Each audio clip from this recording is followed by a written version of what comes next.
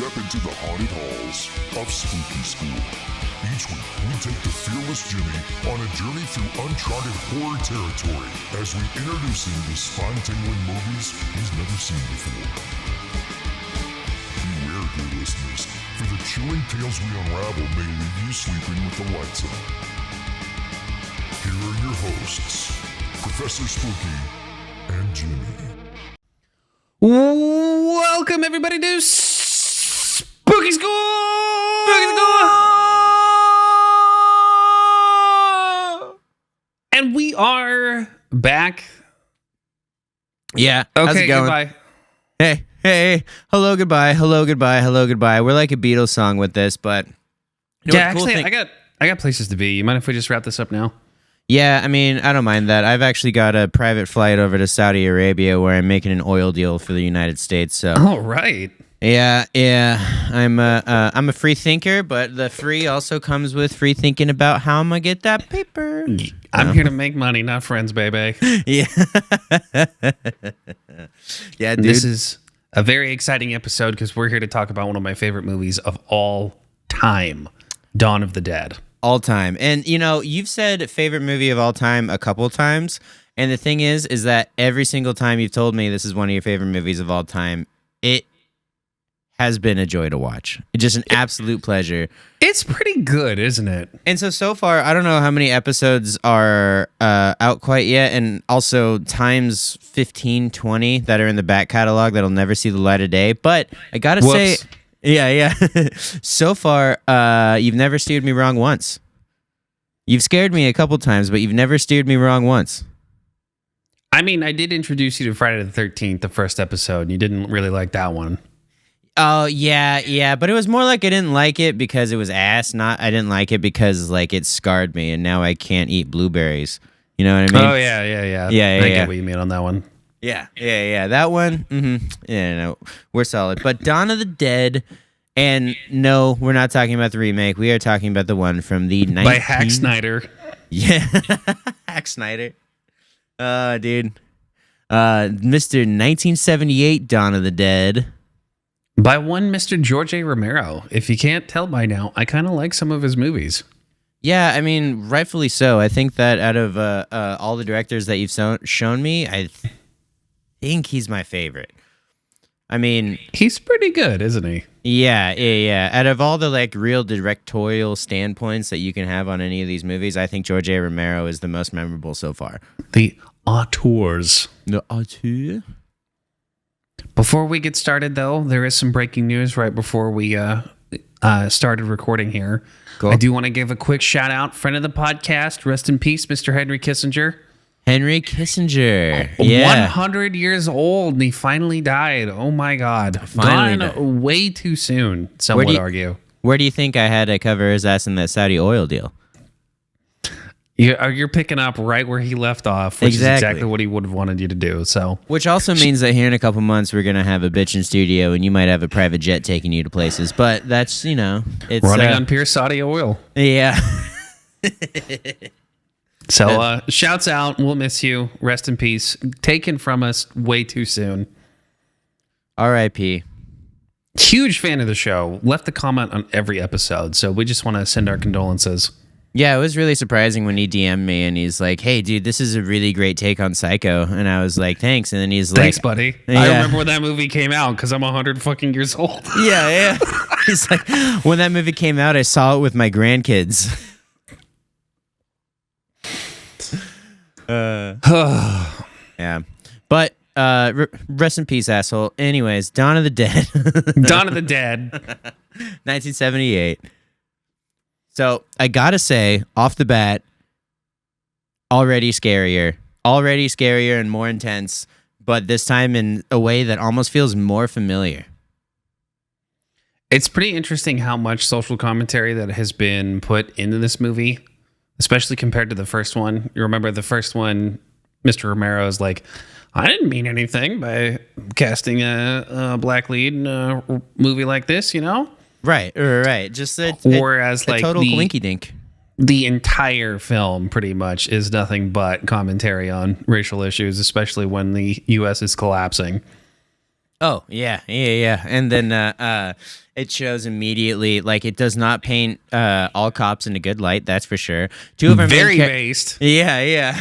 Two of our main characters are pretty cool cops, but there is immediately some not very cool cops immediately. It must have been pretty shocking back then to see like police being portrayed like that. Well, also, it was just in 1978, I forget exactly how many years, but it was just lifted the law that they had to show U.S. Police officers and marshals and all those things. They had to show them in a happy light. Like, they couldn't be bad guys up until, like, just a few years before this movie came out. And so I'm really happy that George A. Romero either, like, didn't know and just magically like went on to push it, or like within the first 15 minutes of the movie had an extremely racist cop not even care about who he's shooting in 1978. He was just waiting. The only thing that was keeping him from making this movie earlier was waiting for that law to go away. Yeah. This was supposed to come out in 73, but it didn't. It didn't reach the House of Representatives till 74, so we had to put the entire cast on hold. We'll film it next year. We still have the funding. Don't worry. Yeah. We still have all the ones we made out of Night of the Living. Oh, wait. Oh, never mind. Oh. So, rewatching this one, there is a bunch of brave heroes that have decided to just upload this movie for free to YouTube. Amen. Shout outs.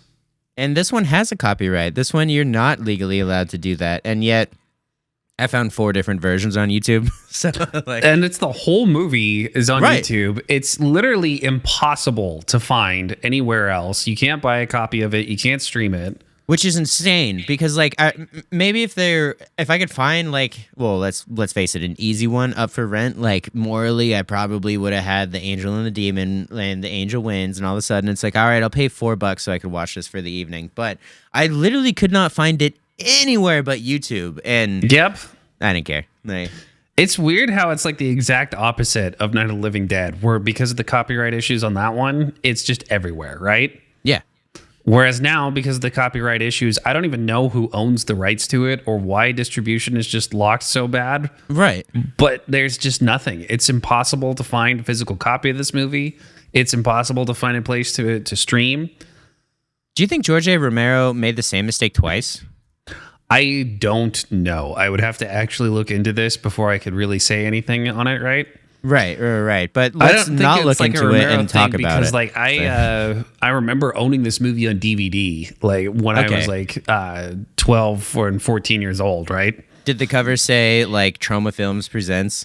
And then, no. This is 100 times better than a Trauma movie. Yeah. No, I know, but if it was free, they could have just... Oop. They could have. Yeah. But it wasn't. I don't know who. I don't know who was in charge of distribution on that one. I just remember specifically, I'm buying it from Costco of all places. Costco had the edited version of American Idiot when I got it. It was the funniest thing, and Costco used to be a bastion of culture. What happened? It really did for Christian moms everywhere on Tuesdays. It was great. I remember getting don't want to be an American idiot, so I'm to dump the media. And my mom was like, okay, I'm glad that I got you the Costco version. Like, I'm glad I got you this one without those nasty swear words in it. Without those nasty, nasty swear words. And then she drove home and immediately started swearing at my dad. And then swerved the car and crashed into a tree. Yeah. Hey, you fucking asshole. Where's our mortgage payment? You were at the casino, right? I'm just joking. None of my parents had a gambling addiction. It's me. Shout out, Mom. We love you. Yeah. Yeah, man. So this movie starts off, we're in a TV station, and already we know it's great just because of the opening notes of that iconic score. Yeah, and it really, really hits the ground running. Like, the movie assumes that you saw the movie poster and doesn't have any more buildup other than, like, cool, everyone's here, the whole class, and we're in chaos. It's happening. And there's like, like thinking about it now, there's such a perfect opportunity for it to just like exposition dump on you, right? Yeah. Because it starts off in a news station where we meet our main character, whose name I totally remember. Yep. Peter. Well, not Peter, the woman. Oh, Francine. Francine, yes. That's what I was going to say was Fran. Yeah. Yes. So, like, it's such a perfect, like, setup. You could easily, like, Fran, wake up. You were supposed to run the reports about how the dead have come back to life and they're eating the flesh of anybody who else is alive. And if you get bit, you turn into one and then you die. Yeah. Ah! Just an exposition vomit. Yep. But no. I mean, it did kind of... The mark of good exposition is when there is exposition, you don't realize that it's happening, because they did have the TV host kind of explain what's going on there, right? Yeah. And there at least was good coverage when it comes to like not babying it to you, but like, okay, there's turmoil, there's crazy things happening, and they want to remain inside the station, and then really, really, really quickly after that, someone goes, hey, there's a helicopter on the roof. We need to get out of here. And then all the cameramen who clearly don't get paid enough or like have anything to care about back at the house are just like, yeah, we're just going to keep on going. You should probably save yourself. You should just get the fuck out of here. Which, more power to that guy for being such a down-to-earth job saver. But like, you know, well, I guess this was only about 15 years away, or 15 years off of the Red Scare. So, you know, no socialist or communist here. You die for your job. Exactly.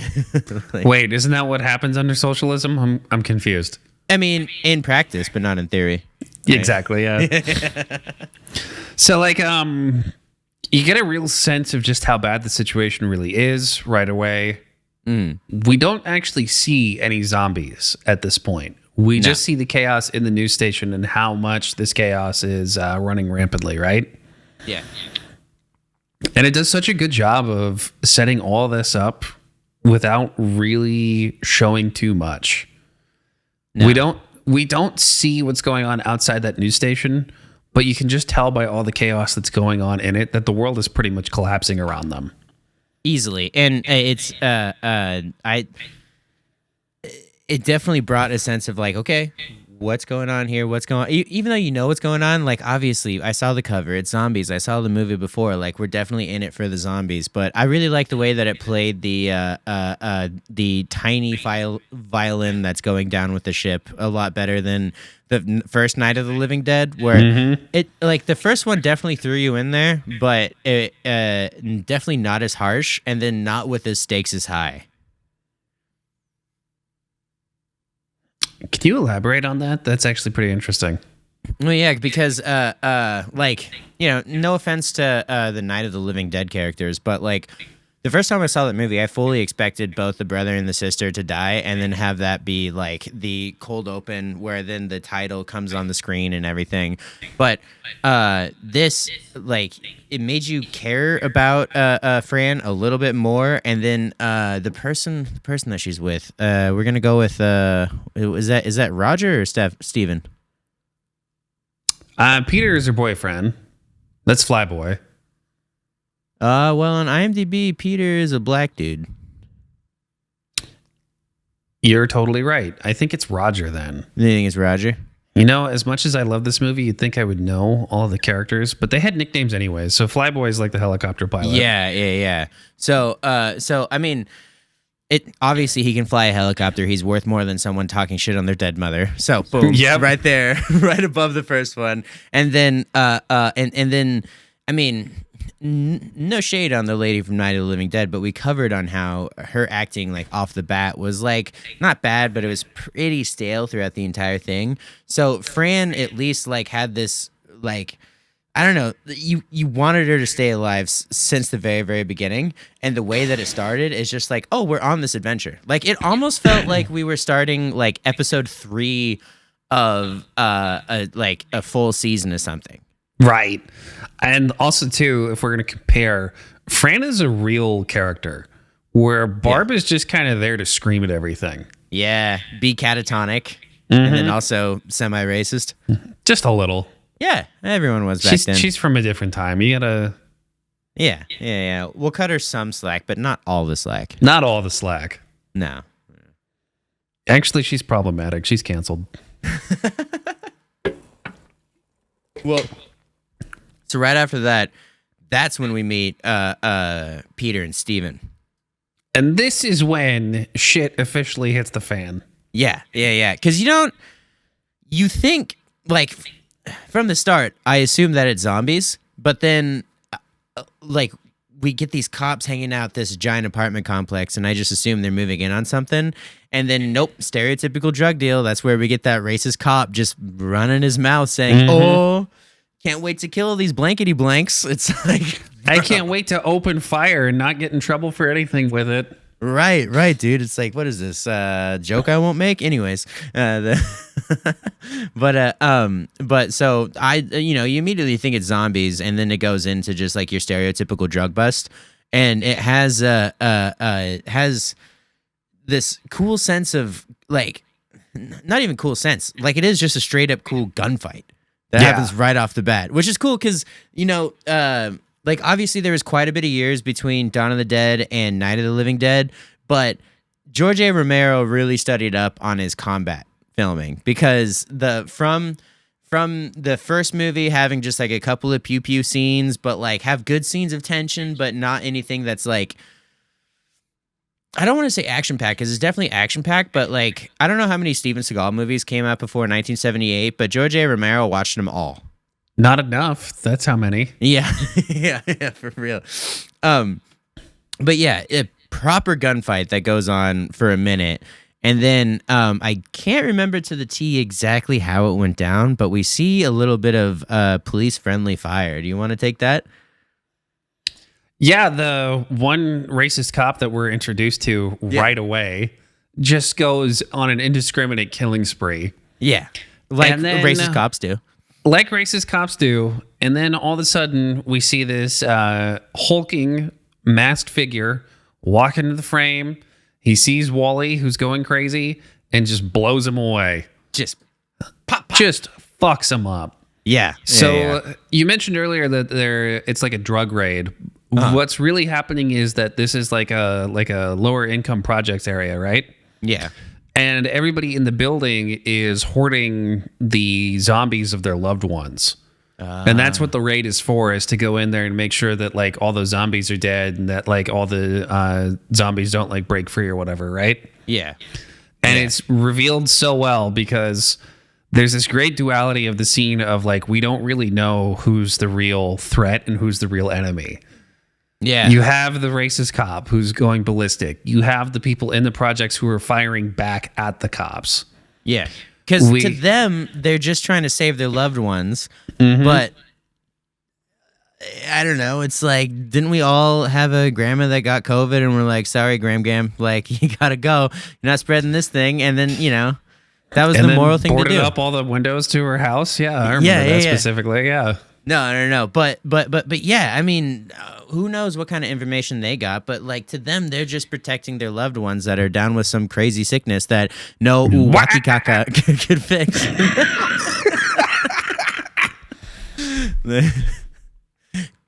Do you feel that?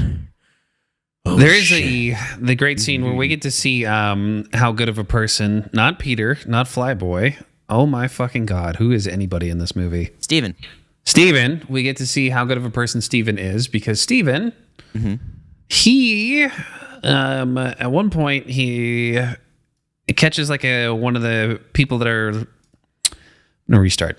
At one point, Steven like sees a guy, grabs onto him and just tells him like, don't go out there. If you go out there, you're going to get killed. Just come on, surrender. It'll be fine. Yeah.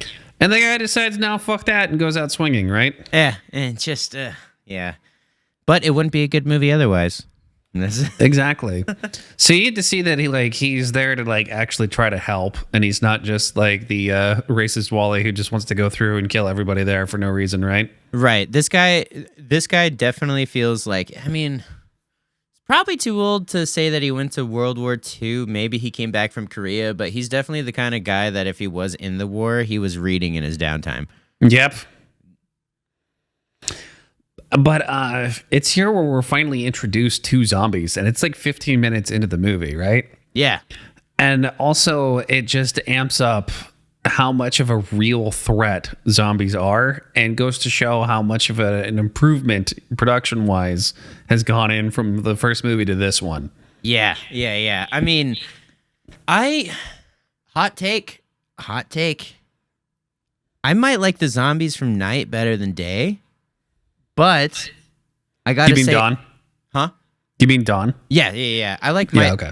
I like the movies, or I might like the zombies better in night than in dawn. But the thing that Dawn had was I felt like the zombies were almost, dare I say, more characters. Yeah. You know? Yeah. There were zombies that were just actual characters. Like they stood out so much. Definitely. And later on in the movie, there's a monk that looks just like Maynard James Keenan. I had to look up when Maynard was born because I was like, could this be a possibility? Probably. Tool is way later than this, but how long has he looked like a dork? Like, His whole life. yeah. But yeah, that's when we're introduced to the zombies, and they have this like almost like deathly gray tint to them. That's like almost grayish blue. That really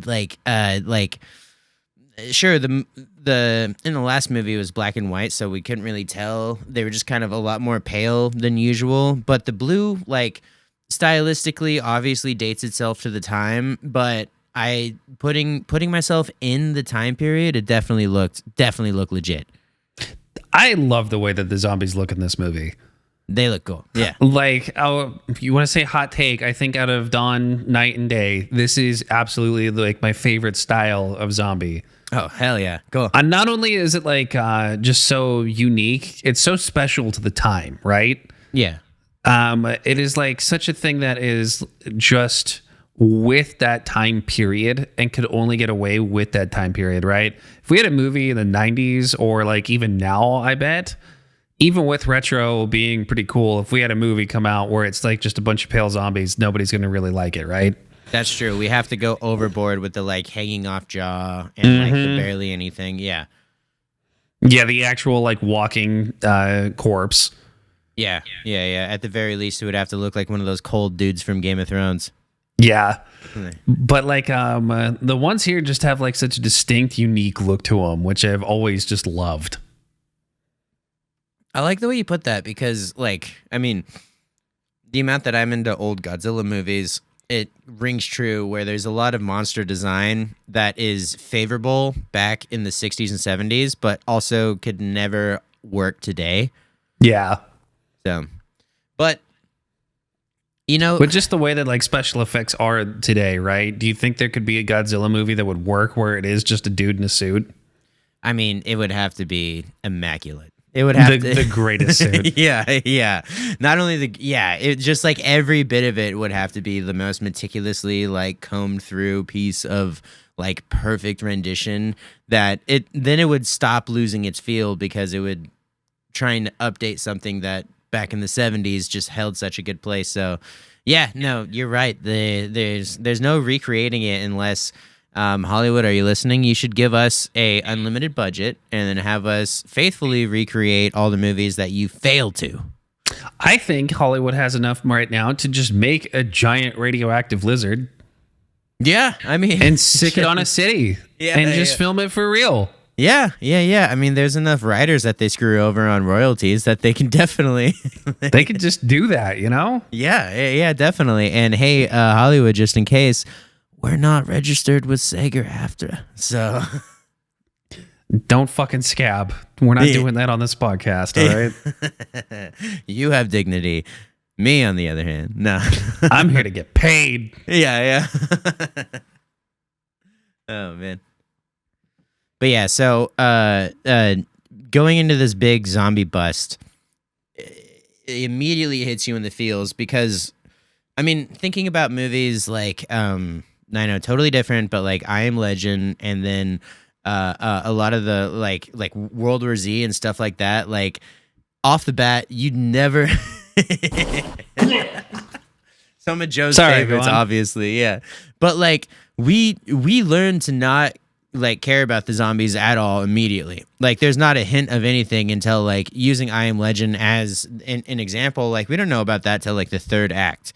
Whereas this, we're 17 minutes into the film, if that, and we are shown not only these families holding their loved ones from being taken away or killed from this zombie outbreak, but then also the cops who Peter and Steven, who they do end up taking care of them, there is a real moment of hesitation and thoughtfulness that goes into the entire thing instead of just like pure action, do your thing. Yeah, like there's that opening in this that I just will never forget, where there is like some hesitation, and you get a chance to see just how bad this outbreak is. When the cops go into that first apartment that has zombies in it, the wife is crying up against her husband, like, "Oh my God, you'll be fine, don't worry." Yeah, and he just looks at her shoulder, and just goes, "Ah!" and just chomps her and takes a piece out of her. I hate that I'm laughing, but it really is something like that. It was so gruesome too, right? And just so and like so out of fucking nowhere compared to like the most gruesome scene in Night of the Living Dead that already topped it. Yeah, definitely. Which, there could be a hot debate about that too. But yeah, so right off the bat, 13, 14 minutes in, and we're getting not only cannibalism, but husband and wife cannibalism. Husband on wife cannibalism. The cops that raid that one apartment and shoot everybody in it. And the one cop that, like, he doesn't actually get bit. He almost gets bit and then just decides to blow his brains out right then and there. Yeah, it did.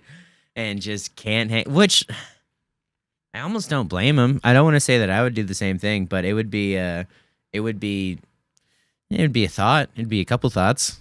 It would run through my mind like the bullet went through his, but yeah, to go down the big super slide. I mean, it would have to be drastic. I'd have to actually get bit first. Yeah. Well, like just a little nibble or like bit. Bit, like chunk missing off of me, Okay. Yeah. Not just like hickey. Yeah. Yeah. I'll get a hickey from a zombie, but if it I'm breaks, sure it would feel good. So do I. Yeah. Yeah. Oh man. So coming back at this from I mentioned the two movies already, and then not super versed in like modern zombie films past those two, but definitely have seen both Zombielands multiple times. And having seen that and then watched this movie, I know the double tap is imprinted into my brain that when people were just like shooting zombies, having them down, and then not giving them another bullet in the ground, that was my number one, like, okay, you're fucking up. Stop that right there. Stop that right now. You gotta stop. Like, you want to survive this or not? Yeah. It was it crossed my brain a couple times in the first 20 minutes. So Steven is in a basement trying to collect himself. And then all of a sudden, that masked figure from earlier, the one that killed Wooly, just appears. And they have a pretty brief, very tense moment where they're pointing guns at each other. And man, I love that line of like, Peter goes, "You were in Wooly's unit, weren't you?" And he has that gun just aimed down on him, and he's just like, "I didn't see nothing. I didn't see how he died." Yeah. Yep. I don't know what you're talking about, sir. Don't know what you're talking about. No. And I mean, that's some pretty cool actual honor, That's. They put the guns down. Pete takes his mask off, reveals just the most handsome actor from the 70s. Yeah. No kidding.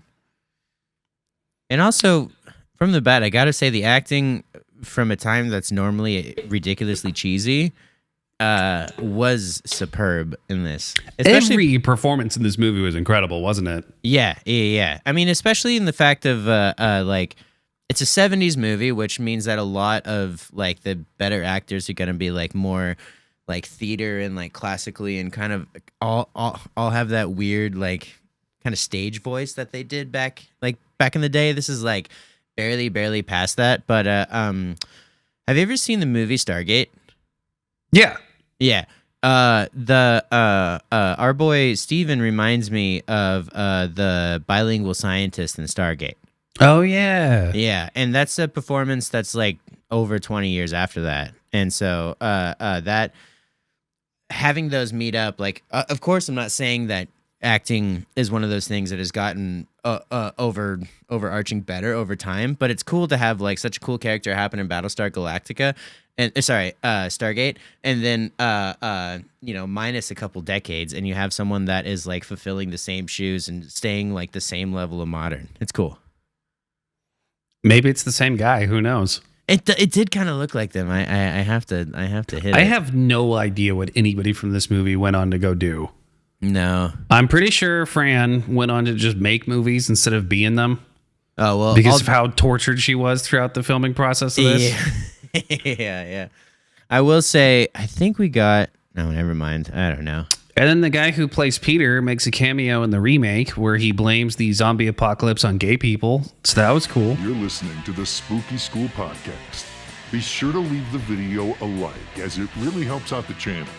Subscribe for weekly podcasts delivered to your inbox every Friday. Now let's get back to the show. Does he really? Does he plays like a TV priest, right? Like a televangelist, right? Yeah. And he's so like his most famous line in Dawn of the Dead, the original, is "There's no more room in hell," right? Mm-hmm. So his cameo is building up to that line of "There's no more room in hell," and he plays this priest, and he's like, "This is what happens when we allow godlessness to go through this country. We allow same-sex marriage to happen when there's no more room in hell." It's like, wow, Hack Snyder, what are you trying to say there, pal? Hey, dude, no kidding. Or maybe he was just on that tip early. He also grew up watching the 777 Club. Maybe it was just fucking improvised and they just decided to keep it in there. That's true. Which, leads, it's like, are you that good of an actor? Which is yes, I believe. Or do you have some questions that we should avoid in the junket interviews? To bring up how good this movie feels, right? Or how good the performances in this movie are, right? Uh-huh. I feel like there was not a script to this film. And I mean that in the best way possible, right? Yeah. Because the writing is so organic and the performances are so believable that everybody's reaction and just every line in this film feels somewhat improvised. It does. I totally see where you're coming from and absolutely agree. It doesn't feel like the overly 80s machismo, like get to the choppa, or it doesn't there's none of those kind of quirky one-liners that feel obviously thrown in for like the comic relief. Like this just feels like a documentary on something that's happening. And like all the characters make sense. Every choice is motivated. Mm-hmm. When people do make mistakes, you understand why they're making those mistakes. Yeah. It's pretty stellar, George A. Romero. It's a pretty good movie. Yeah. Highly recommend. Writing and directing it, he absolutely nailed it. Obviously, but from what I have seen and read too, I think the reason why it has that like improvisational feel, I don't know how to fucking talk. Yeah. Why it feels so improvised is basically like I don't know how long the script was, right? But from what I've read, Romero just shot a lot of footage, most of which didn't even end up in the final product at all, right? Yeah. And then constructed the entire movie in editing. So just got like thousands and thousands and thousands of shots and then decided to use all those to make a movie with it. Yeah. Where instead of starting from the beginning with the screenplay and trying to make a movie from there, you know what I mean? Yeah. And it is wild, like how chaotic the pacing is and how the editing is like very fast paced. Despite this being such a long movie, it feels kind of short, right? No, it definitely moved the entire time, and especially of the product of the times, like back in the 70s, they did not make movies that felt as quick as this did. They didn't have TikTok back then. No. They didn't see those sweet interviews where someone was also driving a car down a manufactured racetrack while it was slightly falling and then repeating every time before the interviewer got hit to the punchline.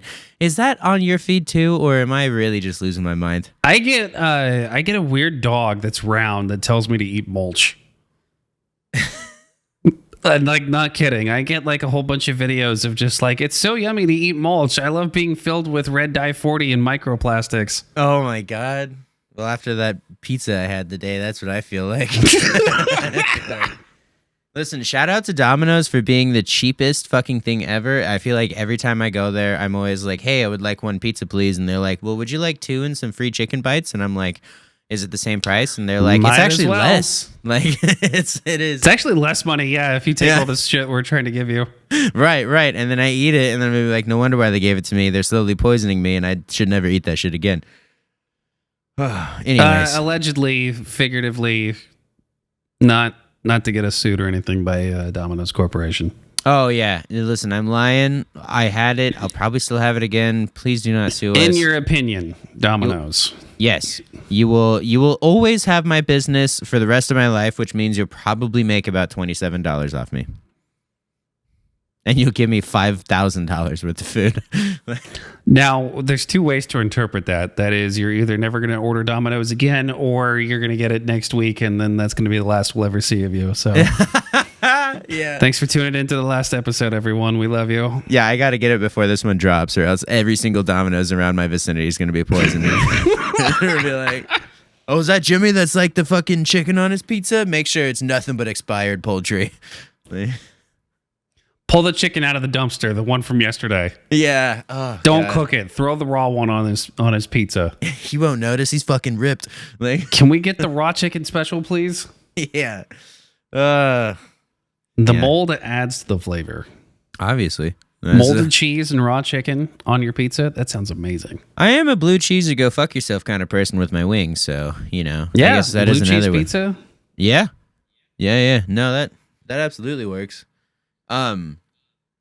I cannot remember the exact line of events that happened in order to get this, but I feel like there's barely any actual transition before the movie hits the real ride. Not the climax ending bit, but the real ride of let's take the helicopter and let's just fly around for a bit. Yeah, so it's never established how Steven, right? Yeah. Yeah, it's never really established how Steven and Peter know each other. Uh-huh. Or not Peter, Jesus, I'm so stupid. Flyboy. Flyboy. It's never established how they actually know each other, right? Basically, in that basement, we get this great scene of, hey, I'm trying to get out of here. I have a friend of mine who has a helicopter. We can get out of town together. Then a priest walks out and goes, I just gave last rites to these zombies. I'm out of here. See ya. Yeah. And they walk into that one like basement area where it's just a bunch of zombies feasting on human flesh. Yeah. Dining. God, it was so brutal. Yeah. It was pretty I gnarly. was 14 the first time I saw this movie, by the way. Really? Yes. That's definitely a scarring age. Definitely developed me a little bit. You know what I mean? Left an impression on me. Did you like go get barbecue later on that week, or did you stay off it for a couple of months? I think I was vegan for like a solid week and a half the first time I saw this movie. Damn, that's pretty incredible. I mean, You know the piranha plants from Super Mario Brothers? yeah. If you eat those, is that vegan? I have some Venus flytraps that I really like, and I think about the same thing because I'm like, is it like, because do they count as pets? And Are they alive? are they alive? Which, I mean, they got to be alive. I mean, I haven't checked on them in a minute. Maybe not. But Well, yeah, they're not alive if you're not watering them, right? Or Right. feeding them flies. yeah. And unfortunately, I'm not quick enough with the chopsticks. But yeah, no, that's a good moral question. I have a vegan friend. I'll text them and be like, Get them in the call right now. yeah, how do you feel about Venus flytraps? And they're going to be like, why are you calling me? I haven't spoken to you in 10 years. What the fuck? Yeah. We haven't talked since our last argument where you said that meat isn't murder, and then I murdered you. It's like, The lack of protein is making my brain go crazy, and I have extreme emotional swings. Just kidding. We love vegans. yeah, absolutely. But yeah. So yeah, it's never established as to how Flyboy and Steven know each other. They just do. yeah. We then hard cut back to Flyboy and Fran. And Flyboy had just murdered somebody in the helicopter area. And Yeah. he's just like on the radio, and he's just like, yeah, this station's offline now. See ya. He met some looters and knew exactly what to do. Which, like, I'm not gonna lie, it's kind of every man's wet dream to be like, oh, sweet, I get to defend I've myself. prepared for this Yeah. for so long. But we should all roll back on that dream a little bit unless you're actually studying jujitsu, because now there's a lot of people in jujitsu, and if you don't know that, it's I don't need to know jujitsu when I have a fucking 6-shooter, okay? that's also true. That's also true. It's like that scene. Oh, in you're gonna Indiana grapple Jones. this bullet? I don't think so. Yeah. I'm gonna put 2 in you and 1 in me. I mean, huh?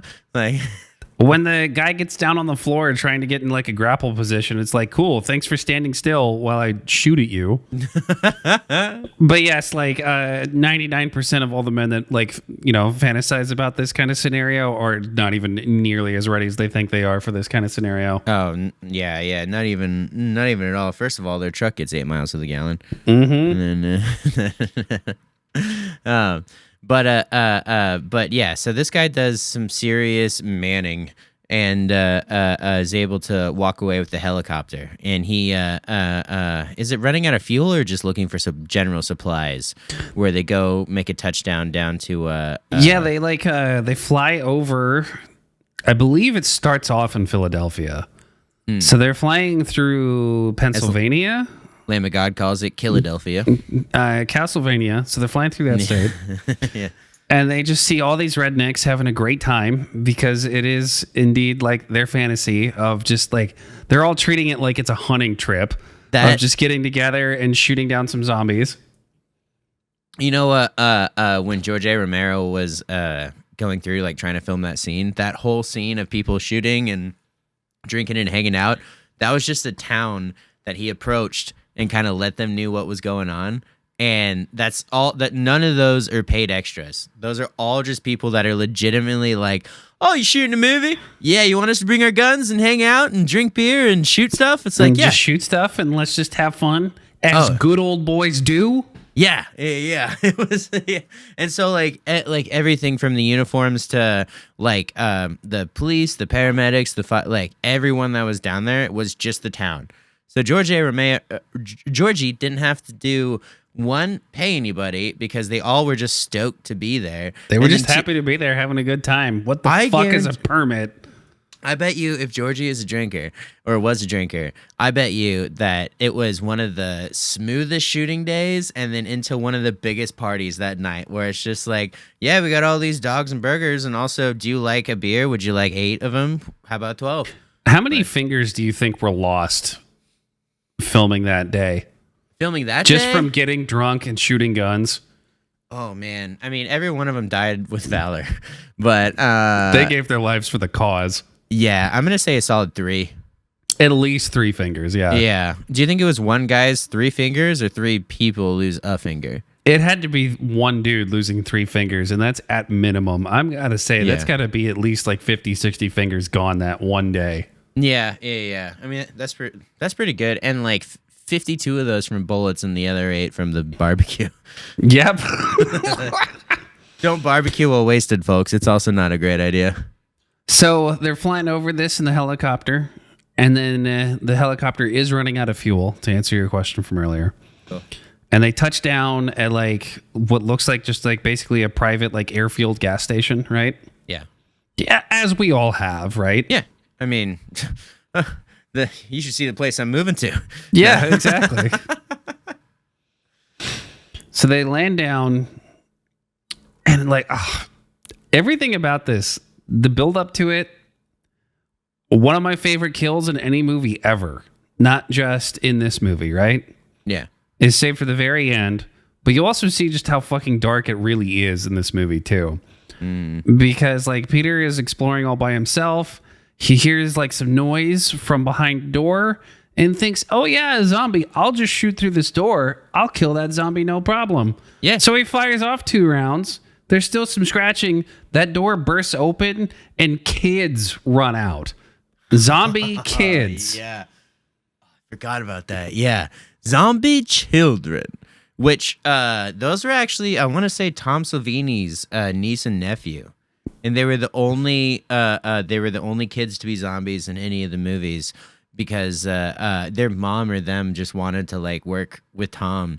And he's yeah. I will sacrifice my kids just to work with you, Tom, please. Yeah. And also they were the only zombies that were filmed running.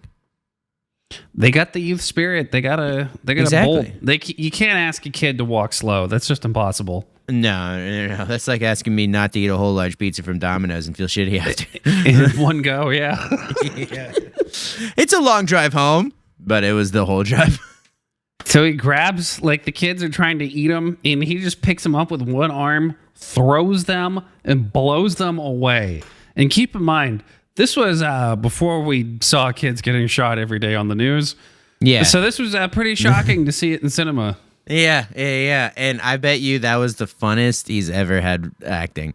Of just like, I get to do what to this? And whoo, four, pa. Boom. Ski shooting. Literally, dude. Yeah. Pretty legit. But also to me, biggest jump scare of the movie. Because that might be the scariest that the zombies ever were in the movie, and we'll elaborate later on who like the real victims or like the real bad guys are. But those were the scariest zombies to me. Were the kids? Yeah. Because number one is the jump scare, and then number two, like sure, there was a couple of close calls, like obviously, yeah, out of the full size zombies versus the little ones, it's definitely the full size ones, or definitely the little ones that would scare me the most. Mainly because I hate kids, but I hate kids too. yeah, they're But also imagine like 100 of those little fuckers just coming at you. mm, And like they have tiny heads, and they tend to like weave a lot when they run. yeah. So trying to get like a headshot on that, it's going to be tough. I remember once I was in Baton Rouge, New Orleans, and I don't know why, but there was all these traffic cones set up that was no joke, about like 25 by 25 or like 40 by 40, something like that. But they were perfectly placed to where you could Naruto run and get 2 lanes at a time and like have a full sprint knocking all these bad boys over. Why there was a few hundred cones in a perfect square in Baton Rouge, New Orleans? No fucking clue. But those are the type of things you just don't ask questions on. You just accept. No, not at all. But as a stoned 18-year-old with no parental supervision in Baton Rouge, New Orleans, along with some other kids that I had just met that day, you bet your bottom dollar there was not a single cone standing at the end of that trip. And that's just how I imagine the kid scenario. Is just Naruto run. Hopefully they're in lanes. Start knocking heads. Just have some swords or something to go take them all out, right? Oh, yeah. I have 2 katanas, but one of them's longer than the other. So that's going to take some... Those are some mall ninja shit, dude. That'll break the second you even try. Hey, yeah, so... I got that from the best knifesmith at Northgate Mall, okay? You don't fucking talk shit. Yeah, dude, I bought that fair and square. It was a full-size katana for $30. Which is and the obviously... guy at the store said it was real and I could be a ninja if I owned it. He said it was Asia, did not specify the country. Just pointed at a map and just kind of went like, it's from around there. Yeah, super far east. And I'm like, this map, it's west. And he's like, super far east. Like, Further. yeah, just keep going.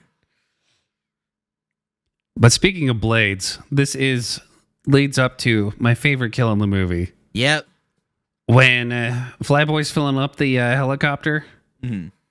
Was it Flyboy or was it... I think it was Flyboy because he's the one who knows how to... Do helicopter things? Yep. Yeah. We get the zombie, and he's looking a little weird, right? Yeah. A little extra Frankenstein than usual. Okay, it was Peter. Never mind. Not Peter. Peter's friend, Roger? PTA? Peter? Pitois? Pitoir. It's Roger. He's just hanging out, having fun, refilling the... Is there anybody in this movie named Roger? I swear, Yeah. I've seen this movie 1,000 fucking times. I don't know any of the names of the characters. This, I mean, I could definitely blame my gratuitous amount of pot gunk that is lined in my brain, but also this has sort of been the biggest downside of all horror movies is they don't... The characters' names are seldom remembered, or at least like placed in your head in a way that you can actually remember them. And maybe it's just me, but I this is a pretty consistent thing for all the movies we've watched. I do like that they gave the characters nicknames. Yeah, that is cool. Because that's easy to remember. Flyboy is pretty easy to remember, right? That's why it was really easy to do the Hausu episode. Mm-hmm. Okay, so it's Sweetheart, and she's the one that's at the at the helicopter. It was Roger. Roger's the one trying to refill the helicopter, right? Cool. And he doesn't notice, but there's a little Zombo just trying to sneak up on him. Yeah. And he's got like a little Frankenstein kind of look going, right?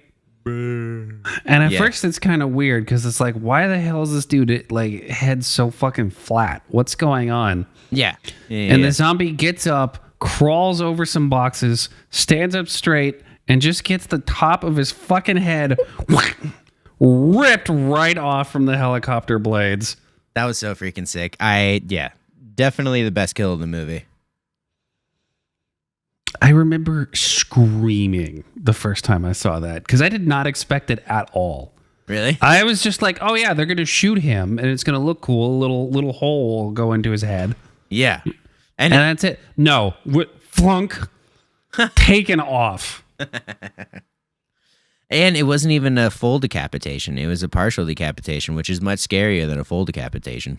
Much scarier. Yeah, it's not even his whole head. You get to see him kind of think about it for a second. I'm just like, oh, my head's missing. I mean, I'm not going to look this up, and please don't ever link us, but I just wonder the accuracy of what would actually happen in a head in a helicopter blade. We're going to have to test it with the pumpkin, if it's like a clean sheath or if it's a full-on explosion. You'll have to ask, what's his name? John Landis? John Landis? Yeah. You know about that, don't you? No, please. The Twilight Zone movie? No. He had there was a horrible helicopter accident in that movie that was 100% preventable. Oh, really? But because John Landis was like, no, we're going to take some shortcuts on this. We're going to go over budget a little bit. We're going to go over time. Don't worry. Everything will be fine. The main actor of that movie and like 2 kids died in a helicopter crash. Oh, holy shit. Mm-hmm. That's wild. Okay. And the guy still had a career after that. Yeah, because that's a name that I recognize, but it wasn't also entitled with with helicopter deaths. Yeah, an American Werewolf in London by John Landis, and then an American helicopter crash.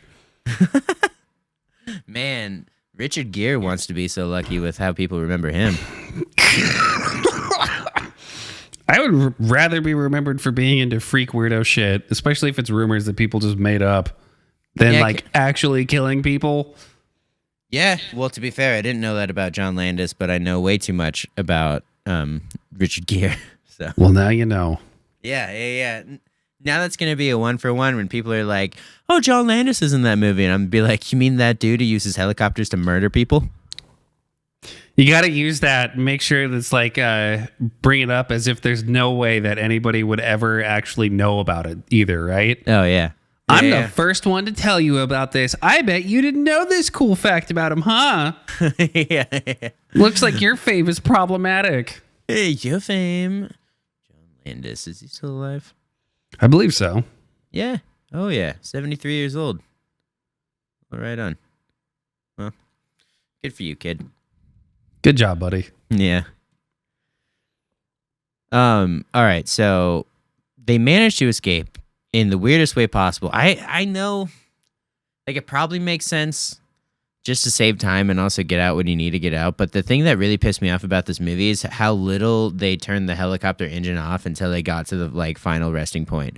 Because I can only assume that A, it's probably a lot like a car where you should probably turn your engine off when you're refueling. That's just sort of a thing that everyone knows. And then also B, if you're trying to conserve fuel, leaving the thing on is not the correct way to do things, but also I'm not a helicopter pilot, so.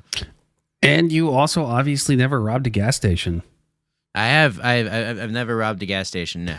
Okay, so when you pull up to the gas station and the guys with guns go into the gas station, do you turn the car off? I mean, I guess if I was a getaway driver, I probably wouldn't, but it's less to do with the speedy getaway, but more to do with my hatred towards the general environment. That too, yes. I agree with you. Fuck the environment. Yeah. Been around But here like, way too long. if you need to get out of there in a hurry, you keep the engine running. I guess you're right. Yeah, now that you mention it. But yeah, all right. I'm picking up what you're putting down. That and also, it's a movie. I guess you're right. I like to suspend my disbelief. That and if they turn the helicopter off, how are you supposed to cut a zombie's head off with the helicopter blade? That's true. That's true. But they yeah, escape, and then finally the actual movie starts. Yep. They fly past a mall, and of course, because this is 1978, nobody knows what malls are. So they have to go, what is that? Oh, it's a giant shopping center. Yeah, indoors, so you can do it in the rain. Mm-hmm. Yeah. Huh. Little did they know that they'd be done by now. It's weird watching this movie again and feeling like weird nostalgia for malls. Yeah, because I mean, I didn't particularly have like the best, most like, because like I mean, I don't know about you. I'm a little younger than you, but I didn't hit like I hung out in malls with babes and friends like occasionally, but it definitely wasn't even the John Cusack kind of this is where I spent my entire childhood vibe like I get from like some people, but it is I mean it is funny looking at that and it's like, oh nice, they put a whole movie in a place that like just doesn't like it wouldn't make sense anymore. The Northgate Mall, the biggest mall around us was dead fucking by 10 years ago even, like I guess yeah, if you would like remake this movie now, it'd have to take place in like an Amazon warehouse. Yeah, that or a Costco would be best bet. But like a or like a Walmart in a state that sells guns. That's where I'd go.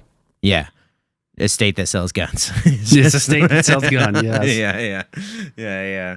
Or just Eastern Washington. Just a car ride over, right? Yeah. You only have to cross one of the tallest mountains in North America, but it's fine. I'm leaving all the cities behind, though. That's where all the zombies are. It's true. Yeah, I mean, that is true. I'd rather deal with Bigfoot than zombies, so. What about zombified Bigfoot? Then I would just get on my knees and pray. I don't even know to what God. No one's going to hear you, because guess what? God's a zombie now, too. God zombies? Oh, no. He's going to come down from heaven and go, and then eat you.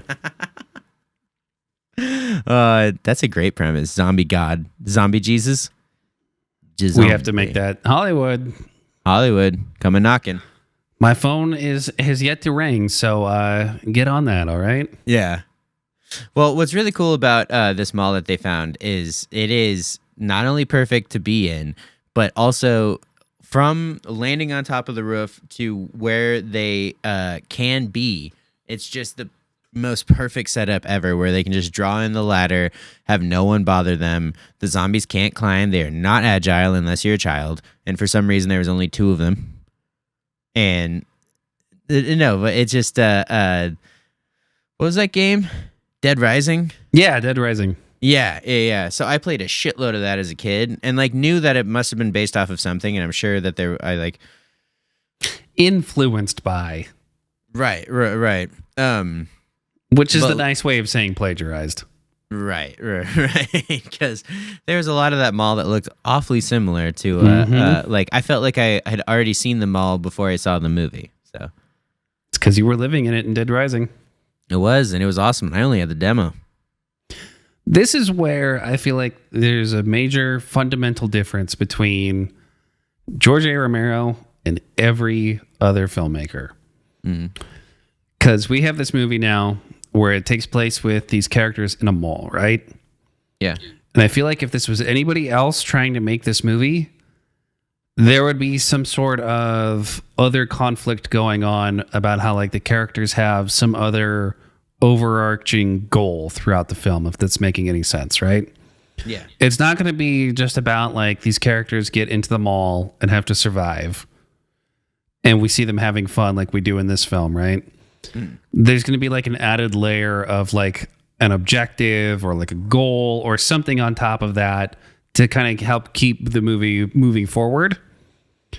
Whereas the rest of the film is just them having fun in a zombie-filled mall. Right. It's like it is that meme, survive, motherfucker. Like it is just you're alive right now. Let's keep it up. Let's keep it up. And this is where it becomes more of a character study that I feel like it does a like a traditional narrative film. Which thank God we didn't have Barb. Because Barb would just be the biggest ankle weight in a scenario like this. It'd just be so boring the whole time. She'd just be like, ah! Yeah, yeah. Please, oh no, this is ass. This is terrible. And it's like, yes. We know, but can you at least grab a rake or something? Mm-hmm. Whereas Fran is like, listen, motherfuckers, you're gonna teach me how to fly the helicopter. You're gonna leave a gun with me at all times because if anything happens and nobody else is here, I have to defend myself. Right.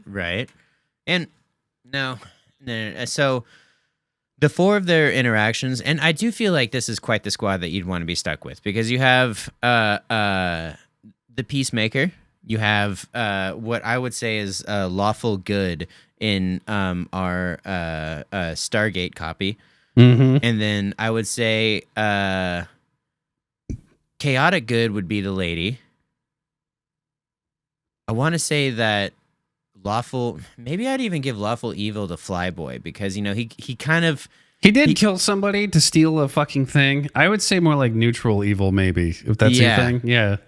And then I mean, I know that this isn't how he wants to be known, but with name check with Peter, I gotta give him the emo kid.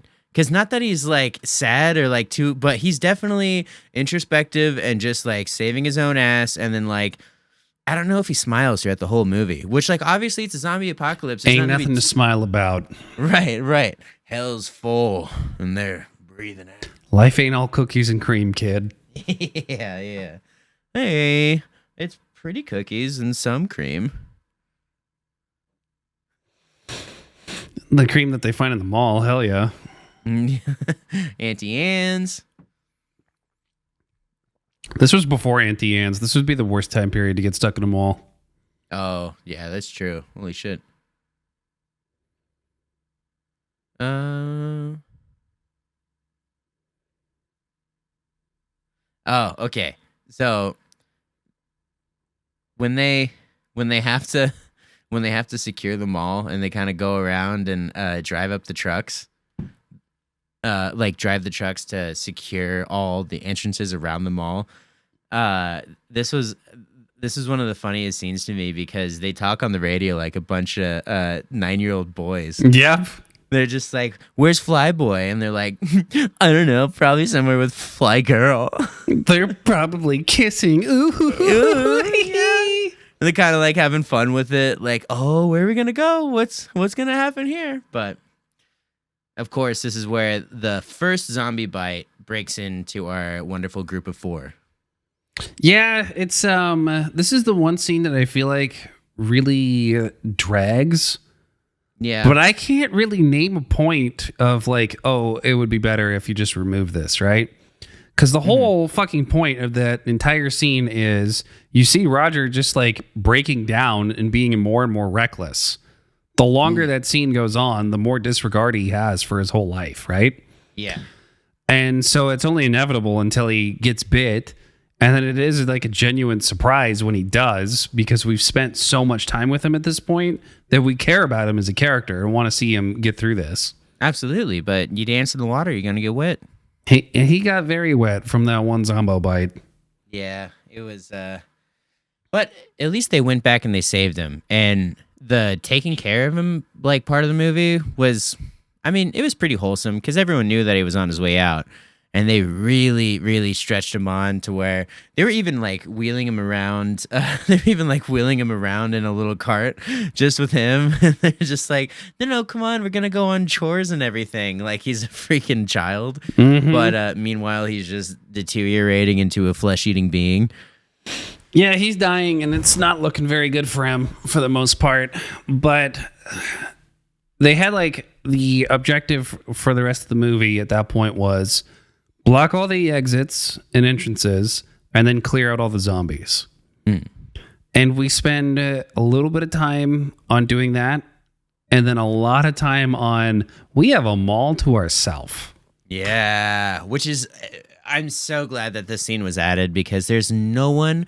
It doesn't matter if you're Ted Cruz on a bad day, dude. If you're in a mall like that, you're gonna be a child and be like, what do you want to do? You want to go wear some funny underwear on her head and, play mini golf? What do you want, And I love that shot of them going through the bank and they're looking through all the cash. Yeah. And Peter's just like, you never know. Right. When the world does come back, who cares about the stock market or how much this is going to be worth when you can bank tons of it? Mm-hmm. Not even talking about how much money it is, but just talking about it from a weight perspective.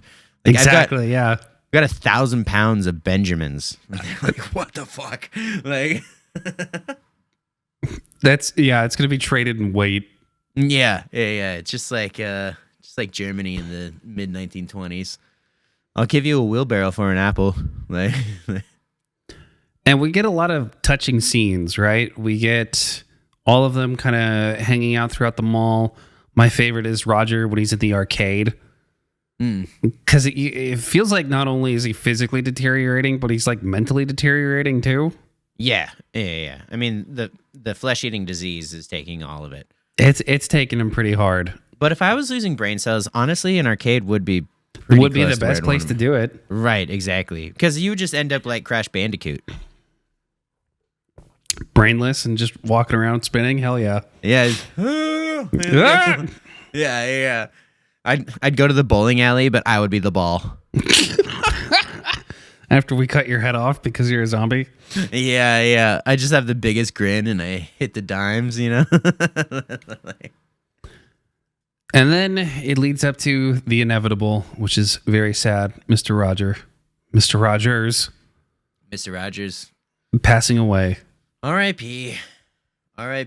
But it's so great, that performance too of just don't let me come back. I don't want to be one of them. I don't want to be walking around. Yeah, it was deep. You really, really felt for him, which was cool. And he did meet his entrance and exit real swift, just like he would asked. You don't even see it either, which is great. You get the reaction of the other characters having to hear that. Yeah. But you don't actually see what happens to him. You do see the burial. Yep. When he gets buried out in one of the gardens there, which was pretty touching. But we don't actually see him die, which I think was a pretty bold, interesting choice. Yeah. Out of all the deaths that are actually in this movie, having that cover up makes you think of him in a more honorable perspective. Mm-hmm. But then we meet the real bad guys in the movie.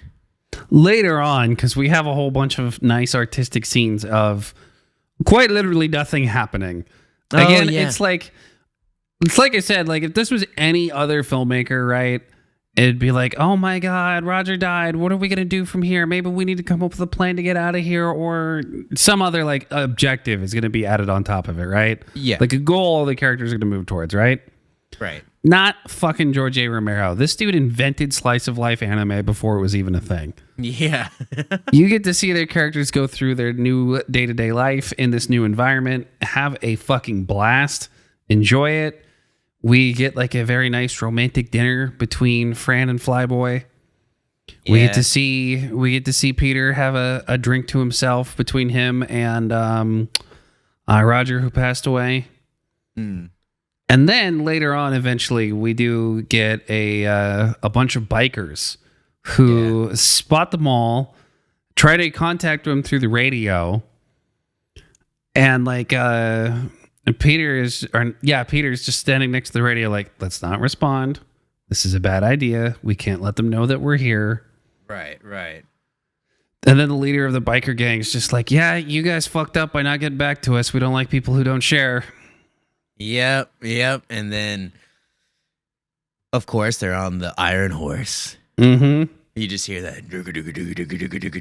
Here we go, motherfuckers. And the mall gets raided by the biker gang, and this is where everything falls apart completely for our heroes. Well, because the bikers, they zombie-proof the mall, but they don't biker-proof the mall. It's two very different. Which is where it goes wrong. You gotta biker-proof everything. Yeah. That is why I do go every single day with wearing a cup. But that's in case they run over my dick with a motorcycle. Yeah. Which would be hard because it is tiny. But just in case they go. Unlike mine, which is a launch ramp for a motorcycle. It's an Evel Knievel. I hope there's 11 buses behind me. Hell yeah. Yeah. I just lay spread open and Evel Knievel can jump the fucking Grand Canyon with that. Yeah. Good luck, bitch. But yeah, these guys come in and it's just like that just that Danny DeVito quote where, so anyways, I started blasting. I just started blasting. Yeah. Where actually Flyboy is the only reason why they get caught. Because he is, and he's a piece of shit. Fuck this dude, right? So, not to cut you off here, but I am, because fuck you. So, fucking Peter's upstairs, and he's just like, look, as long as we just stay put, as long as we don't get spotted, we'll be fine. Whatever they take, it'll be okay. We could probably still live here, right? Yeah. Meanwhile, Peter's just like pointing at him. The worst shot in the movie, which has been established time and time again, this dude can't fucking shoot a gun. Yeah. And he's just like, you know what? I would rather start a war. There's only 300 of these people and one of me. Why don't I just start blasting? Yeah. And just absolutely unload for literally no good reason, because your entire thing is already compromised. You just got to let them through. And like I said earlier, they are in a hidden spot where these bikers would have to, honestly, they would have to be there for days in order to find that one angle, because they wouldn't be thinking about that, especially because they just blew open all of the entrances as well. Like, now the zombies are going to be the new bad guy, and they would just fight each other out. It's going to be like America and proxy wars. Just do the two people, and we stand back, and we just pay for one side. That's it. We just cut them a check every now and then, you know? Yeah, and that's all they had to do. But no, Flyboy had to pretend that he was fucking John had to Wayne. Pretend that he was that guy, and he is not that guy. He's not that guy. He was never that guy. Not he that can't guy. be that guy. No, absolutely not. But now, this to me is the mark of good writing and good characterizations, right? We have Flyboy, and he makes a horrible decision, and we're pulling our hair out. I don't have hair anymore. We're pulling our hair out, going like, why would you do that? The thing is that we understand why he did that and what his motivation really was for making that stupid, horrible choice, right? Absolutely, yeah. Because that choice is what led to the downfall of everything from here on out, right? Everything went bye-bye thanks to Flyboy. But we understand why he did it. Yeah. Pride. It's the only thing that he had going for him. Left, yeah. Yeah, it was he could only teach that bitch a helicopter so many times before it's just like, what do I have? This is my home. This is the no zombies. Like, we can't have a baby. We can't do nothing. We just gotta keep trucking. And then, even though she is pregnant. Yeah. Did we learn that after or before this? I think we learned that like the very beginning of the movie that she's pregnant. Oh, okay, yeah. Even like after she's smoking and drinking wine and shit. 1978, baby. That's awesome. Like, this baby's gonna come out a fucking rock star. That baby's gonna be so fucking cool when it gets born. No wonder why Nikki Sixx can't play bass. Although that baby would be probably a member of the grunge movement, knowing when it would be born. Dude, not even. It would be mid 90s. It would be like Bush. Like, my shakes are from the anticipation of drinking a great beer in the shower. Yeah. That's why I'm shaking. I'm about to have a great time. Yeah. It's gonna be awesome. And also, beer really is the best place for. A shower is the best place for beer, other than a swim at bar. Exactly, because like the hot water and the cold beer, it's like such a nice contrast.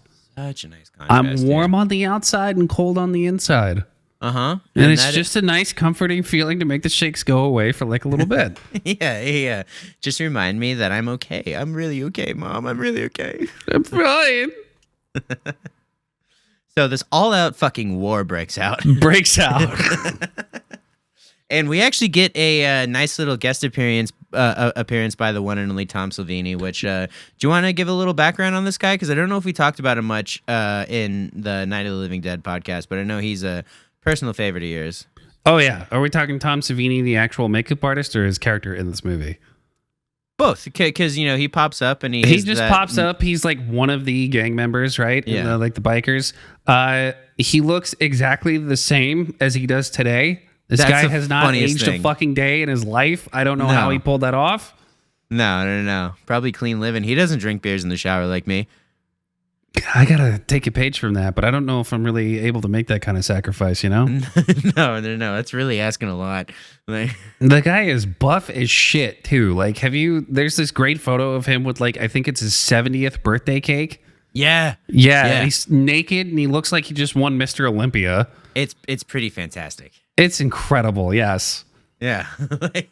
But Tom Savini is one of the best makeup artists just ever in general, right? Yeah. We were talking a little bit about it last podcast because he went to Vietnam as a combat photographer. And I think that's where a lot of his inspiration, how he was able to pull off these effects came from, was he saw the real thing up close quite a bit. And so that was a pretty gruesome influence on how he was able to pull off some effects. Yeah. I can only imagine what he went through and saw, and I mean, only imagine, but he does bring to life some pretty horrific things. Mm-hmm. So, war is art, I guess. No. And violence is art too, and that guy is the innovator of it. Yeah. Keep talking about anything. I need to go and turn this heater on because it's 35 degrees in my fucking basement. I'm going to be silent so I know how to cut this part out.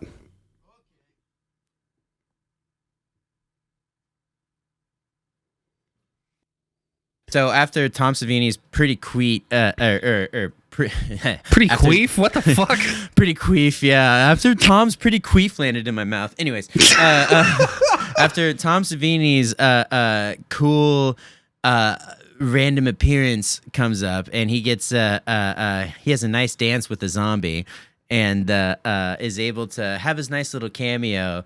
We see the carnage and the aftermath of all this going, where the bikers just kind of end up retreating because all the zombies flow into, and they can't really find any of our heroes, so they just get their looting done and then kind of leave while making this house in complete shambles. And just know, the amount of work that they put in, all gone. Now have to do twice as much to clean up and make this a livable place again.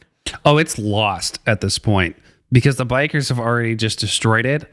But then on top of that, as the shootout is happening, the stakes are so high that we almost forget that zombies are even a thing. Yeah. Because the conflict between the bikers and the shootout here is going on and on, that at one point, both Flyboy and Peter have to retreat. And when they do, we see the bikers having fun, but that only lasts for a few minutes before the real threat this entire time finally arrives. Right. And Newsflash. just fucks them all up. Yeah. Which is funny because that does put a little more weight into Flyboy's douchey, insane actions of thinking that he can take them all, when meanwhile they did take so many zombies per person, and the zombies were actually the ones to come in and stop the bikers in the first place. Mm-hmm. Which, all right, I see where you're coming from, Flyboy, but you still failed. You still fucked everything up, pal. Yeah, you could have had a great life, but you didn't. There's that great scene where Flyboy's trying to hide in the elevator shaft, but the bikers see him, so they just take turns shooting at him. Yeah. And he gets hit a few times. Nowhere vital, but it's still pretty painful, right? Oh, yeah. And he drops down into the elevator, and there's some zombies waiting for him. Yeah. That was one of the more brutal turns. That reveal, too, when the elevators open up and Flyboy's a zombie now. Yeah. And then, because Flyboy's a zombie, he knows exactly where all the hidden, that hidden tunnel that leads to the upstairs part is. Right. So he's able to lead all these zombies that have now taken over the mall to the upstairs part. Yeah. Breaks down the hidden wall, goes upstairs. Our heroes are cornered. Just donezo. They have nowhere to go. And Peter's looking at Fran going, take the helicopter, get out of here. I don't want to leave. Peter is just trying to be the most valiant, like, all right, down with the ship. Here we go. I can't do anything. And Fran's not stoked about this, but also is smart enough to be like, but I am leaving. I'm like walking this way at the very There's least. another mall somewhere. See ya. Right. But we have this really tense moment where he's just sitting there with the gun and just To his head. right, and just like, I mean, I don't know how long it was in the actual movie time, but it definitely felt like a few minutes of like that shot of just like, what the fuck is gonna happen? What the fuck is going on? Like, I really, really enjoyed that. Not like the actual like subject matter, but shooting wise and like the way that it made me feel, it pulled a lot out it pulls of me. you in because you're kind of wondering what exactly is going to happen. Oh yeah. And then at the very last second, the corniest fucking song just starts playing. Yeah, dude. And Peter takes the gun off of his head, fires it at the zombie, runs past all of them, rushes into the helicopter, and they fly away happily ever after. Yeah. The end. Da, da, da, da. When I first saw this movie, I really liked it a lot, right? Yeah. But then I found out how it was originally supposed to end, and I felt cheated. Oh yeah? How was it originally supposed to end? It's supposed to end with Fran jumping into the helicopter blades to kill herself. Really? Yes. God damn. Like, That's Peter grim. was going to kill himself, blow his brains out, and then Fran was going to just jump into the helicopter blades to kill herself, right? Yeah. And I think that would have been as bold and as bleak as the original Night of the Living Dead ending. It would If they had definitely gone through with that, yeah.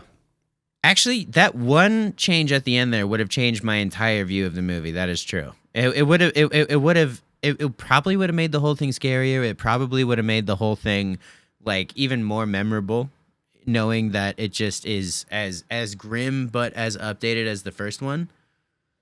So, And yeah. it adds a lot too of how the zombies in this are just this unstoppable force of nature. Like, you're gonna die in this horrible world, and it is inevitable. Inevitable. It is only a matter of fucking time before you croak.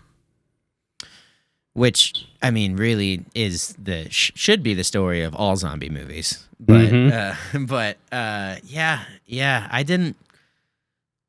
On one hand, I'm glad that they didn't do. I'm glad that they didn't do it because it makes the overall movie. I don't know, dude. I'm really split on this because it would. I feel like it would make it even more of a cult classic than it already is, which is crazy hard to do. But also, I feel like it would leave so much worse of a taste in people's mouths, obviously. I think audiences at the time would have hated it. Yeah. And then as time went on, we would have realized, like, holy shit, this was such a bold, genius move. Yeah. I mean, at the end of the day. At the end of the day, oh well, not my fucking movie. I didn't make it. No, but we should remake it, that's for sure. No, we fucking shouldn't.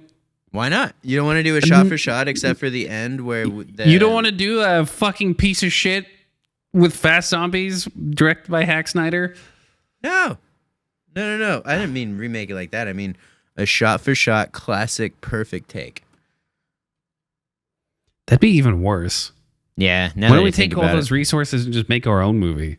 That's pretty good. Do you want to do people in retail in corporate America and just have that? People who work in a mall. There's not even zombies. It's just people who have to work in a mall during Black Friday. Yes. Oh yeah, that would actually be fantastic if like we could grim up the shoppers to be like the real antichrist of it all. You know? Yep. It's just the feelings of it all, and then at the very end, the reveal is just the kid who had to work that Black Friday was slipped like 15 hits of acid, and so this is all like real to him. But then at the very end, it's just him like trembling underneath the cashier's desk as there's just a fat line of people getting 45-inch TVs. That'd be great. I have a Freddy Krueger ripoff that I wrote.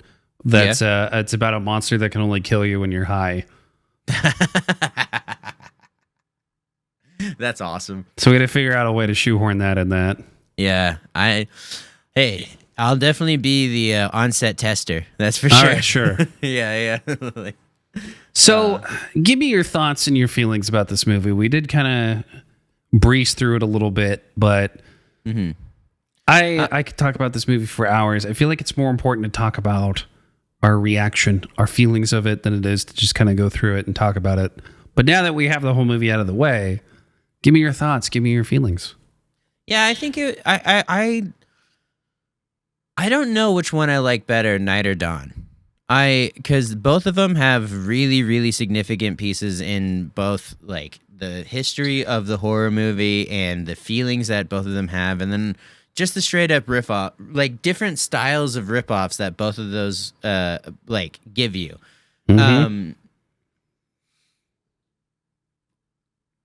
I think maybe Dawn was better in just the sense of there was more happening. It felt a little bit faster, even though it's a longer movie. Even though it's way longer, yeah. Yeah.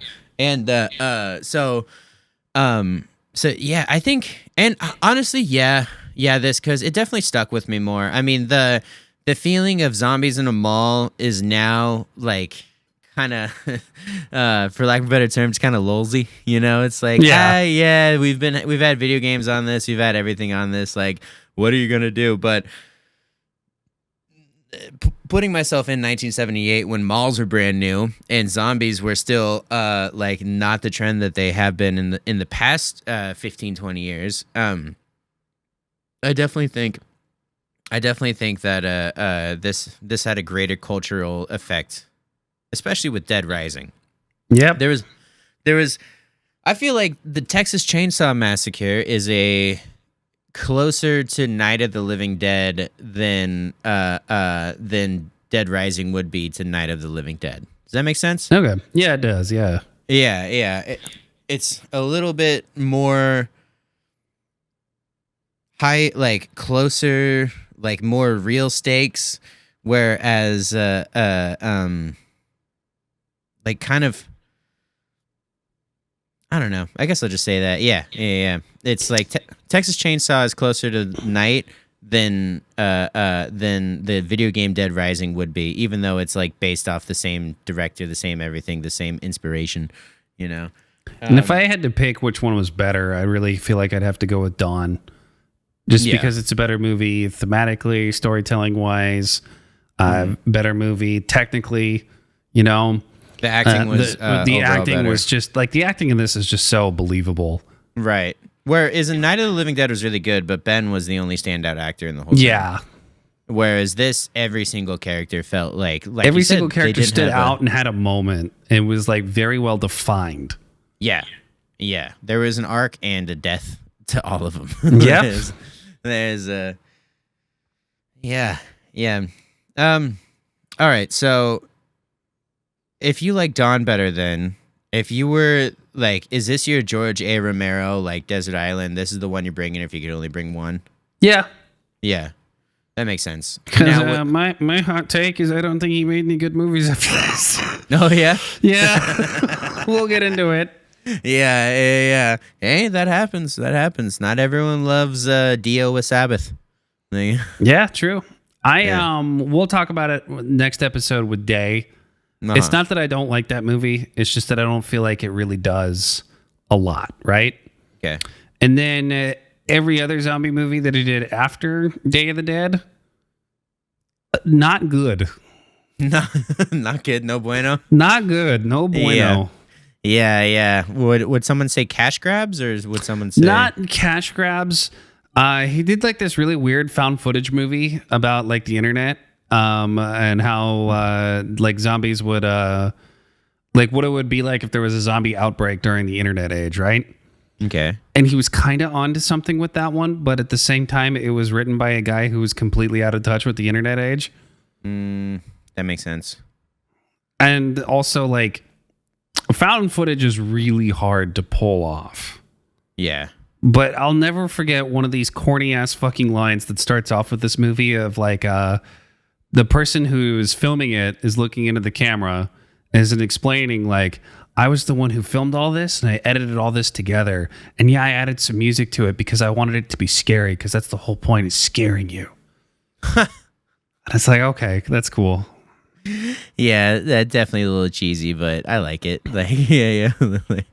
I'll have to watch it, but I take it you're probably not going to be the one that shows it, because we're like, we got better. If you want to watch that on your own time, go right ahead. Yeah, but until then, you're not.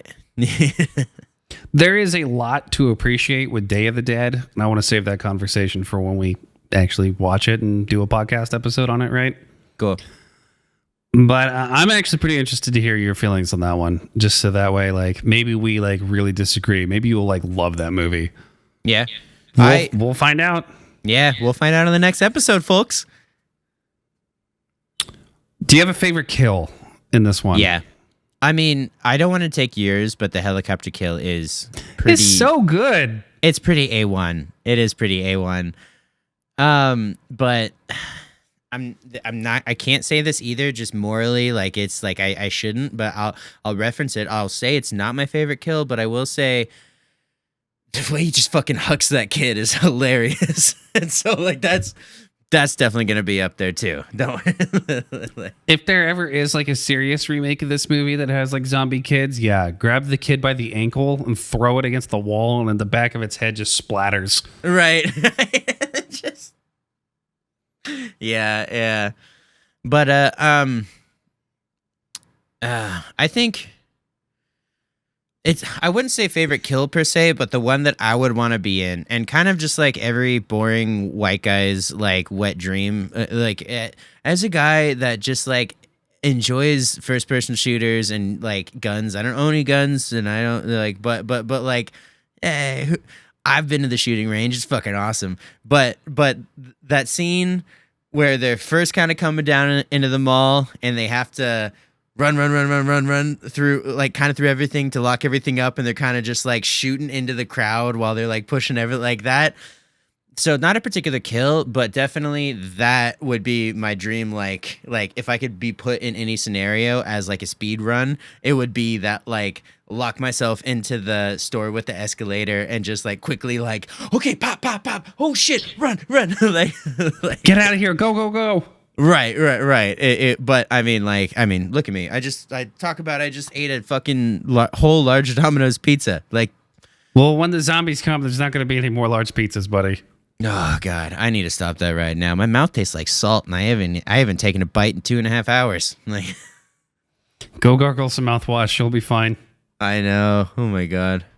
But yeah, that would be. Those would be my top 3, no order. Yeah, number 1 for sure is the helicopter. Mm-hmm. I will never get over that one fucking idiot who, while all that chaos was going on during the bike raid scene, right, decides to get his blood pressure checked. Oh, yeah. And then fucking rip his arm off as he's just like, ah! Yeah, dude, that was legit. I did enjoy that too. Like, and then what is a zombie movie, especially a zombie movie with Tom Savini at the helm, where we don't get a dude's fucking guts ripped open? Right. We get some authentic, totally straight from the freaking butcher blood and guts. That was so fucking disgusting. Yeah. And it still gets to me too, watching that, of just, ugh. And I know, I know they depicted some of that stuff in the first one, but just seeing it in color and not black and white it feels leagues above. Seeing it in color and seeing it presented as like, because in Night of the Living Dead, the guts that they're eating are from people who already died, right? Yeah. And this one, you watch a dude get knocked to the ground and have his fucking body ripped open as he's screaming for mercy. Just like Alien, but there's nothing in there. There's but nothing in there, get something. but nutritious food. No. Did you know that all of the extras that played zombies, you know that they were giving something like $1 a day and Dawn of the Dead t-shirts and like free food. If those shirts exist at all, I'm sure those are worth thousands. Thousands, dude. Thousands, yeah. Yeah. Which, I mean, I'll look out. I'll look out. When this podcast starts to bankroll, one of your birthdays coming up. It's going to be pretty cool. My birthday is tomorrow. Is it really? So you should like, comment, and subscribe to say happy birthday to me. Happy fucking birthday, Joe. I didn't know that your birthday was tomorrow. Totally.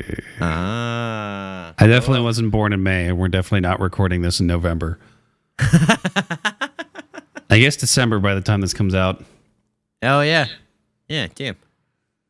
December 1st, though. Maybe. Maybe. Yeah.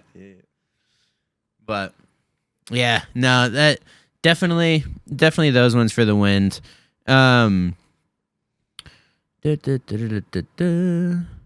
Oh, sorry. They were giving $1 a Dawn of the Dead t-shirt and a donut. I'm surprised they had enough money in their budget for a donut, you know? Yeah. So during the filming too, they had access to the mall in the nighttime, but in the transition to daytime, they had to clean the entire thing up before open every single night, dude. And can you imagine like how many takes were done to get like all the good shots? Like the guy getting his guts ripped open, right? That had to be like 6-7 different takes. Oh my God. And all that fake blood. Do you have any idea how fucking hard it is to get fake blood out of anything? Oh, dude. I mean, I can imagine if it's just fucking corn syrup, ketchup, whatever. No. I would have just left it there. Imagine being a fucking housewife going into Penny's and then seeing a big pile of guts on the floor. Yeah. I mean, I bet you on the last day they did. They're just like, hey, we got all the footage we need. They can take us to court. We got all the footage we need. We have insurance on this place. Get fucked. We're leaving all the blood and guts and everything here. For real, right? Right? But, yeah. But yeah, I think that's all my overall thoughts on Dawn of the Dead. I can't think of anything more that it really presented to me other than I am gonna go into the PlayStation Store and see if I can get Dead Rising or hell yeah. Yeah, just for a nice little throwback. Because I remember as a kid, I had the demo for Dead Rising. I never had the full thing, and I've sunk so many hours into the demo. It might as well have been the full game, right? Yeah, exactly. Because I mean, it's even with the demo, you get the point of it. It's like I don't need the story. What's gonna happen when I pick up a lawnmower and drive it into a zombie face? But yeah, but in the actual game, you get to unlock like lightsabers and shit. Ah, fucking hey! Good thing I'm downloading it. Yeah, Dead Rising's great. I love that game. Yeah, that's gonna be awesome. All right, well, that's exactly what I'm doing. After Dawn of the Dead, I'm gonna go give Dead Rising some money. No, after Dawn of the Dead, you're gonna go fucking watch Day of the Dead. That's true. I do have to watch that. And we shall rock. And we'll talk about that movie. And oh boy, do I have some thoughts. Okay, we can't wrap up yet. Why not? You have to give me a take. Oh, yeah, the hot take. You have to give me a really hot take. This has to be scorched earth take. The scorched earth take, the hottest of the takes. It's got to be so fucking hot. The molten core of the earth erupts through the fucking surface of the ground and kills everybody.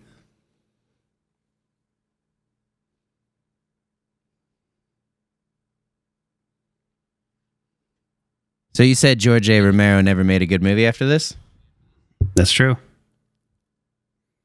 I think that this movie's greatness is entirely by accident. That is a hot take, but I kind of have to agree. Yeah. I mean, listen. Obviously, he made sure the camera worked. It was shot well. It was like, you know, he did the job a director should do. But I mean, the greatness of this movie and the home run that was Night of the Living Dead, like he had this really good vision for these particular things and he squeezed 2 good movies out of it. But I think that he may have just happened to surround himself with the perfect people to make this what it is today. And then he got to put his name on it. I mean, yeah, he doesn't deserve all the credit for making this movie, right? It takes a village. Sure. Yeah. But to like calling it an accident, I kind of agree with you because like I said, the editing for or like how this movie was made was all in post-production, right? Yeah. They filmed a whole bunch of stuff and then put the movie together in post. Yeah. And so, like, to be able to hit that stride and everything, the editing in this is just like so surgical and precise that like there's no like accident to that. Yeah. But getting all the good shots and everything that they needed first in order to pull all that off. Yeah, it takes a lot of trial and error to get all that. Who knows how much of this like is on the cutting room floor and just didn't survive. And going back to your point that you made with the fact that the script doesn't feel scripted, and it kind of like so he maybe he gave every single line in the movie because it does say written by Georgie, but so it's still up in the air whether or not he wrote every word and it was delivered like, but it just doesn't feel that way. You know what I mean? It doesn't feel like he actually had that and brought it in. It felt like he gave the actors an outline and the actors just happened to be really good for the roles. Yeah, the actors in this one were tremendous. Yeah. So that's my hot take. Take it upstairs. That's pretty good, student. Thank you. But let me teach you how it's fucking done. Are you ready? All right. I'm buckled up. Dawn of the Dead by George A. Romero is by far the greatest Marxist propaganda film ever made.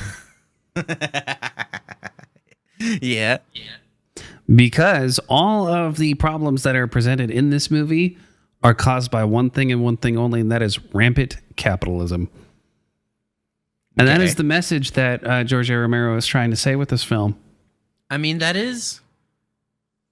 You got a good point there. If it wasn't for greed, the mall wouldn't be compromised.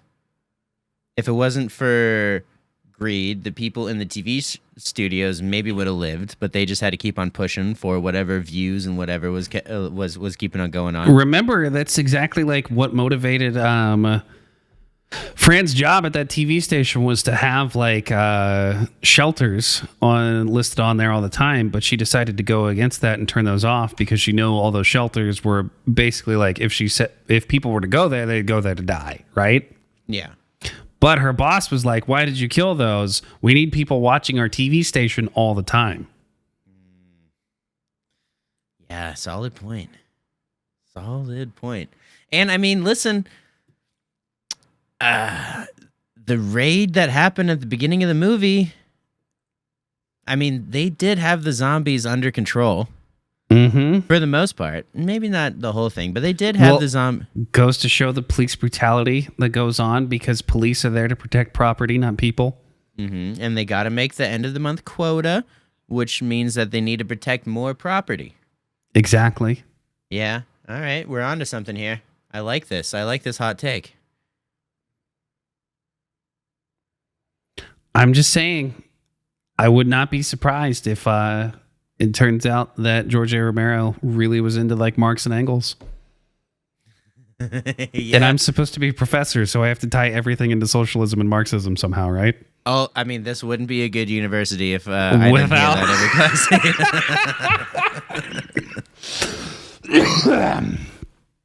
So yeah, that's my hot take.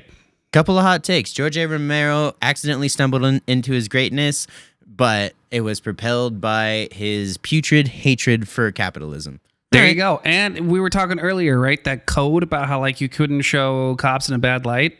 Yeah. This was right after the Red Scare. Yeah. You know what he was doing the whole time during that Red Scare? Reading communism books. Oh, for sure. Yeah. 1000%. Yeah. No doubt about that. That's why they invented the rating system around him. Yeah. All right. I like where this is. I like where this is going. I feel like my take was hot, but it wasn't psychotic enough. I need to work on that. It was more psychotic than mine. That's not hard for me to do, though. Just because of the places I've been, you know? Yeah. Got to see that back catalog. Well, thank you for watching another episode of Spooky School. We really appreciate it. Be sure to like the video, comment on the video, subscribe to see more like this one because we're releasing videos every single week, long-form podcasts about classic horror movies. If you're new to the genre, this is a great way to get introduced to it. If you're a veteran like me, this is a great way to hear newbies talk about it. And how much did this movie scare you? Not as much. I feel like it would have stuck with me a lot more had a regular ending that you said actually happened, but it was still like the zombie was really really good makeup. But I mean, I got like this is after the J horror, right? Yeah. So it was a nice kind of palate cleanser from all the most intense minutes of yeah, you're probably like, oh my god, this is kind of normal. Thank God I don't have to deal with this shit anymore. I'm not gonna lie, so far I'm really liking the zombie unit. So all right, good. We've watched 2 movies by the same director, so yeah. So it's good. But yeah, please hit that bell because this is only gonna get better and better and better by the week because that's how life progresses, motherfuckers. And this episode is sponsored by Domino's. Domino's For all your heartburn needs. Yeah, it's straight up. Unless I'm getting paid, I don't think I'm ever eating it again. You hear that, Domino's? Yeah. Call us up. We'll have you on the show. If you want to give me $20 or a free pizza, I'll eat you again. But we should get Papa Murphy's, that one guy that got fired for saying the N-word at a conference call. We should get him on the show and just try to talk to him about horror movies and pizza. I'd be so down, dude. Yeah. So you're racist. How do you feel about Night of the Living Dead? It's like, what did your dad in particular say the first time he saw this movie at a drive-in theater? Yeah. How do you feel about that black dude hitting a white lady? I felt great. Well, stay tuned for more completely unhinged discussions on horror movies. Yeah. Come join us. Leave a comment. Until we meet again, my friends, take care and stay spooky. Until next time. See ya. You survived another episode of Spooky School. Be sure to leave a like on the video, subscribe for weekly content, and leave a review if you're listening on Spotify or Apple Podcasts. Check out our Patreon page for extra content too hot for YouTube. Until we meet again, take care and stay spooky.